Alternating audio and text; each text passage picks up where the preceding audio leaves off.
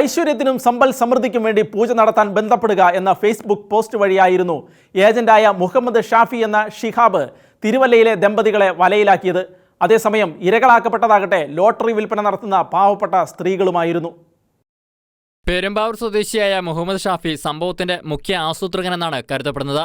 ഇയാൾ വ്യാജ Facebook account ഉണ്ടാക്കി തിരുവല്ല സ്വദേശിയായ വൈദ്യരെ ആദ്യം പരിചയപ്പെട്ടു.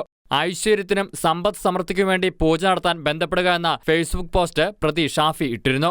ഇതുവഴിയായിരുന്നു ദമ്പതികളെ സൗഹൃദത്തിലാക്കിയത്. വൈദ്യരോട് പെരുമ്പാവൂർ സ്വദേശിയായ ഒരാളെ പ്രീതിപ്പെടുത്തിയാൽ ജീവിതത്തിൽ വലിയ നേട്ടങ്ങളുണ്ടാകുമെന്ന് ഇയാൾ തന്നെ വൈദ്യരെ പറഞ്ഞ് വിശ്വസിപ്പിച്ചു. നരബലിയാണ് പരിഹാരമെന്ന് പറഞ്ഞ് തെറ്റിദ്ധരിപ്പിച്ച് ഇവരിൽ നിന്ന് പണം കൈക്കലാക്കി. പിന്നീട് മുഹമ്മദ് ഷാഫി തന്നെയാണ് കൊല്ലപ്പെട്ട സ്ത്രീകളെ മറ്റു കാരണങ്ങൾ പറഞ്ഞ് തിരുവല്ലയിലേക്ക് എത്തിച്ചത്. കൊല്ലപ്പെട്ട 2 സ്ത്രീകളും ലോട്ടറി കച്ചവടക്കാരാണ്.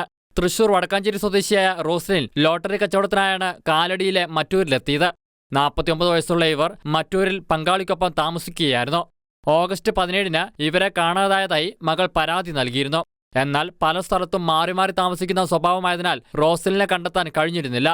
ഷിഹാബിന് നേരിട്ട് പരിചയമുള്ള സ്ത്രീകളാണ് കൊല്ലപ്പെട്ടവർ എന്നാണ് സംശയം. ആഭിചാര ക്രിയകൾ ചെയ്യുന്നയാളാണ് ഭഗവന്ത്. ഷക്കേന ന്യൂസ്, കൊച്ചി.